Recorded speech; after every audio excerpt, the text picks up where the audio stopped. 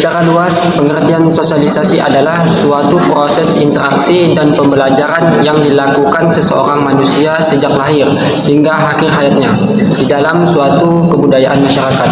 Sedangkan pengertian sosialisasi secara sempit berarti sebuah proses pembelajaran dari manusia agar dapat mengenali lingkungan yang kelak akan ia hidupi, baik lingkungan fisik ataupun lingkungan sosial.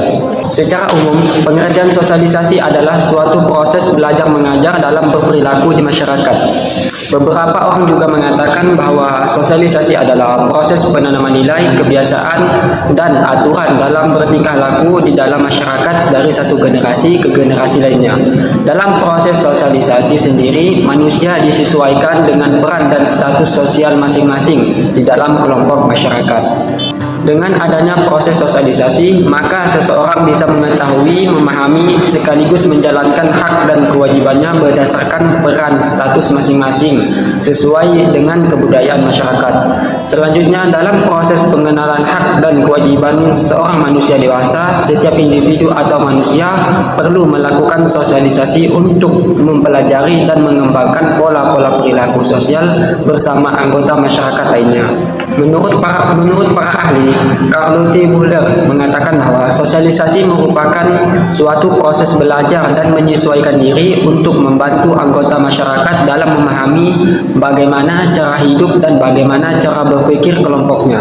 Ia juga mengatakan bahwa sosialisasi itu bertujuan agar anggota masyarakat dapat berperan dan berfungsi dalam kelompok tersebut.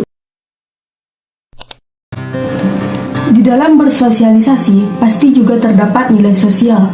Nilai sosial yang pertama ialah adanya konsep yang dianut masyarakat tentang apa yang dianggap baik dan buruk. Yang kedua ialah sosialisasi itu terbentuk akibat kesepakatan dari setiap individu di masyarakat.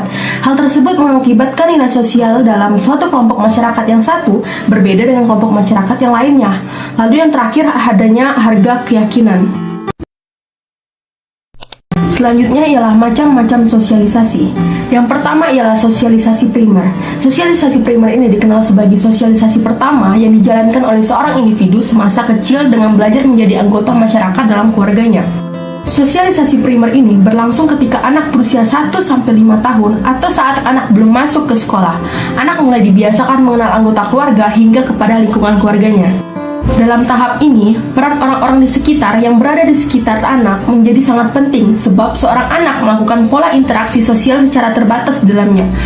Kepribadian anak akan sangat ditentukan dengan kepribadian dan interaksi yang terjadi antara anak dengan anggota keluarganya.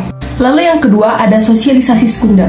Sosialisasi sekunder ini ialah suatu proses sosialisasi lanjutan setelah sosialisasi primer, di mana sosialisasi sekunder ini memperkenalkan individu ke dalam kelompok tertentu di dalam masyarakat. Bentuk-bentuknya adalah resosialisasi, yaitu proses seseorang diberi suatu identitas yang baru, lalu desosialisasi, yaitu seseorang mengalami pencabutan identitas diri yang lama. Yang ketiga, yaitu sosialisasi formal. Sosialisasi formal ini melalui lembaga atau institusi yang dibentuk oleh pemerintah dan masyarakat yang memiliki tugas khusus dalam mensosialisasikan peraturan, kebijakan, nilai, dan norma sosial, juga sejumlah peranan yang harus dipelajari oleh masyarakat. Jenis sosialisasi ini melibatkan kantor, sekolah, dan dewan atau yang lainnya. Dan yang terakhir yaitu sosialisasi non-formal.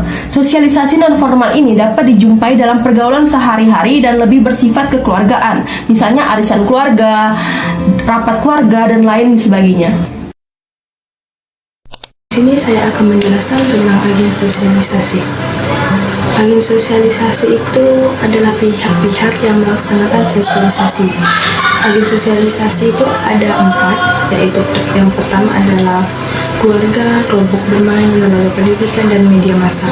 Di sini saya akan menjelaskan yang pertama yaitu keluarga. Dalam agen sosialisasi keluarga ini meliputi ayah, ibu, kakek, nenek, saudara kandung, saudara tiri. Karena dalam keluarga, contohnya ini, contoh sosialisasi dalam keluarga ini sering kita lihat seperti kita makan malam sama keluarga, nonton TV bersama keluarga, hingga diskusi bersama keluarga. Orang tua cenderung menyampaikan hal-hal yang perlu diketahui oleh anaknya, seperti orang tua menasehati anaknya, itu contohnya. Yang kedua ada teman bermain atau teman pergaulan.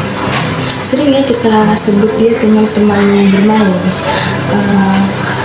Pada contohnya tuh sosialisasi yang sering terjadi di lingkungan pertemanan tuh seperti kayak bercanda, bekerja sama. Yang ketiga saya akan melanjutkan tentang lembaga pendidikan formal atau sekolah. Dihadapkan pada tempat sosialisasi yang sangat besar yaitu lembaga pendidikan sekolah.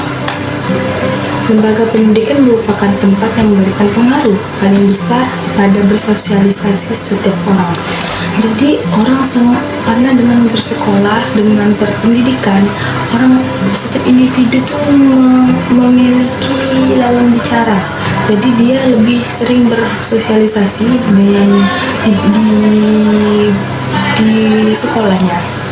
Contohnya, sosialisasi yang terjadi di sekolah saat seorang guru yang berinteraksi pada siswanya atau siswinya dalam belajar dan mengajar.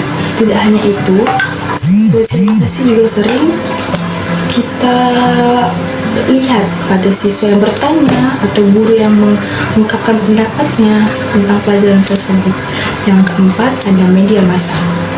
Media massa juga menjadi tempat terjadinya proses sosialisasi karena di era digital sekarang media massa menjadi media sosial yang mengkaji setiap orang. Tidak dapat dipungkiri juga media massa ini akan menjadi agen sosialisasi paling berpengaruh yang akan mendatang. Jadi media massa ini di kemudian hari itu sangat penting bagi setiap individu, seperti sosial media yang sering digunakan pada saat ini yaitu WhatsApp, Facebook, YouTube, dan sebagainya ya. Namun melimpahnya berita bisa menjadi hal yang negatif juga bagi setiap individu. Oleh karena itu sangat perlu dibijakkan untuk memanfaatkan teknologi sebagai media yang sangat dimanfaatkan, jangan disia-siain, jangan jadikan hal yang negatif untuk media massa itu.